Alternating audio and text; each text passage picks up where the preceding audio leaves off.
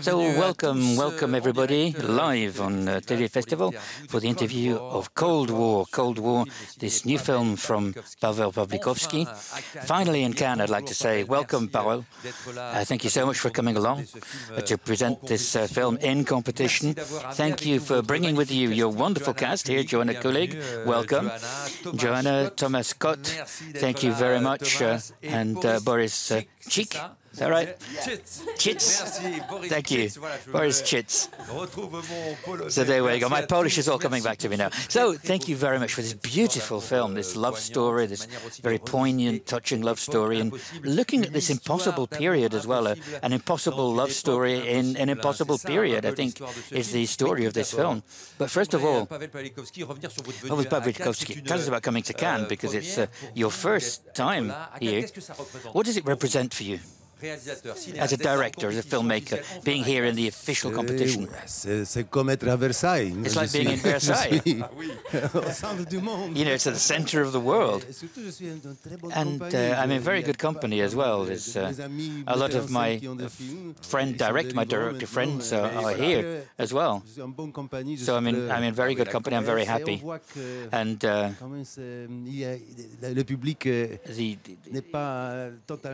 audience isn't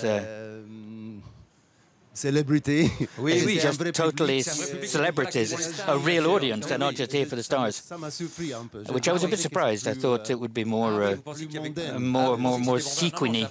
No, it's the people who live cinema, who are real cinema fans, cinema buffs. And so, following the screening, there is the famous moment when the screening finishes. I'd like to there's a few pictures from row I, it's exclusive images. This is what you experienced yesterday. Joanna, Tomasz, Boris. Joanna, what did you feel at this particular moment at the end of the screening? Well, I'm very happy because I'm happy to be here. It was a wonderful night. People were very happy. I was so excited, and thank you, Paweł, for this great part. and thank you so much. Merci beaucoup. And you, Pawel, it was a relief at this moment, after the screening? Yes, because when you watch a film for the 10,000th time, I was listening to see if the door was opening on the third floor, or if people, phone went off, whatever, so I was suffering. But the film already exists in other people's minds now, and other people's reactions is wonderful. I was very surprised. Well done. Thank you again for being with us, Pawel. And I was saying it's this impossible love story in an impossible period, but as well, it's a tribute to the love story of your parents in a way. Did that initiate the film a bit? Yes, the original inspiration. They're a very similar couple with a lot of treachery, of great love, of separation, getting back together, changing partners, getting back together, changing country, getting back together. So the same mechanism, but it wasn't about my parents. They're totally autonomous, separate people, and so it was really sort of plunged into the world of music, so a totally different dimension. And why music? I mean, it's very beautiful when you hear these folk songs.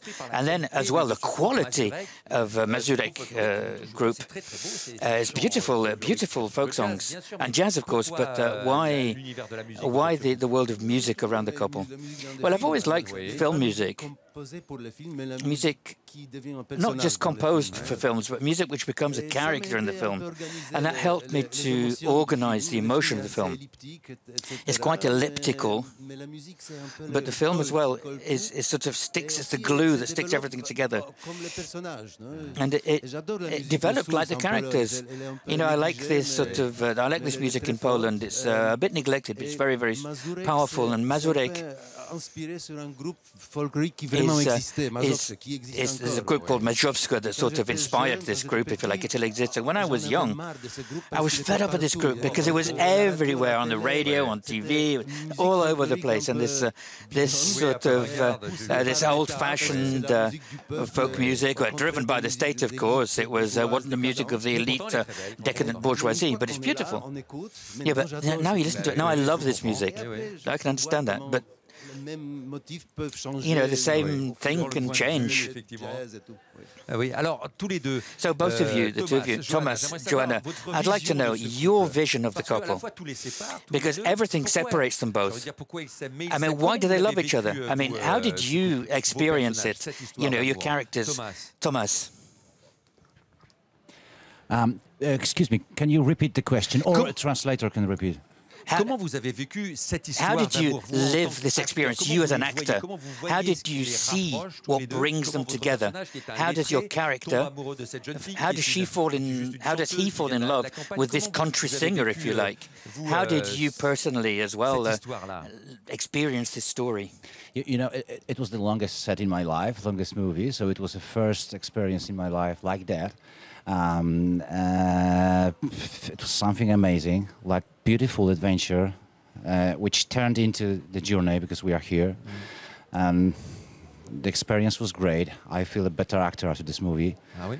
Yeah, of course, because sometimes we had some difficult scenes, and everyone could see yesterday, and for us, the separation was like, you know, for me was like the Zula was quite a child, quite an adult person, and of course it was such a difficult situation because Victor is more calm, more educated, and he's more smart. And but Zula is up and down all the time, up and down, and very quickly do something and after thinking. That's why it was, for me, the inspiration was like Emilia and Marilyn Monroe. She was so sweet, but all the time problem with she's psycho. That's why for me it was something like I remember when we are talking with Pawel about this couple, beautiful, but you know, the woman has to be adult, and this is very important for this kind of relationship, and that's why they wanted to be together, but they can't be together, and this, and it's actual, I think. Oui, tout à fait. Yeah, absolutely. A question for Boris, because you're the sort of the bad guy in the film, if you like. The character that represents the regime, the totalitarian regime. You spy on the composer, Tomasz. Did you do any sort of research into this period? I mean, does your character correspond to what was happening, where everybody seemed to be under surveillance?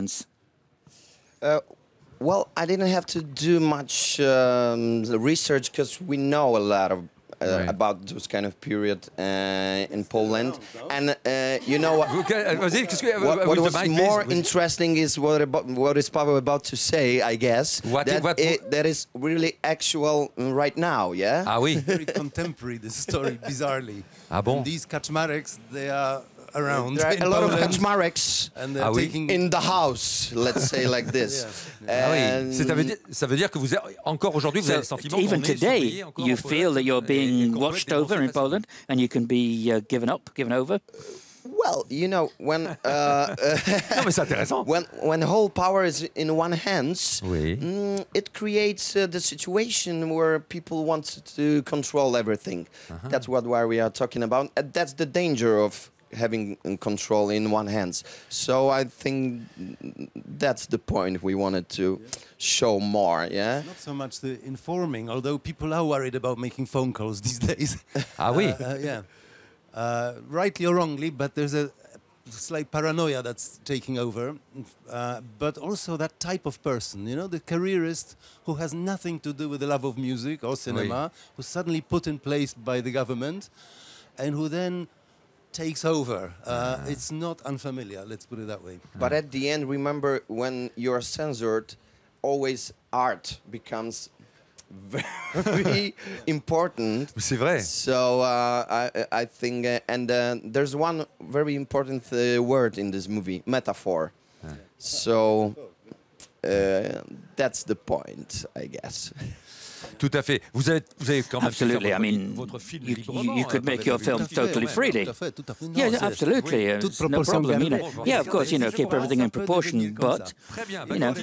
Anyway, keep on resisting. Keep on giving us these magnificent works of art like Cold War. Thank you all very much. Thank you, Joanna. Thank you, Tomasz. Thank you, Boris. And congratulations, Pawel Pawlikowski. So we're going to be talking about Cold War in the press conference. That was the influence of Cold War by Pawel Pawlikowski.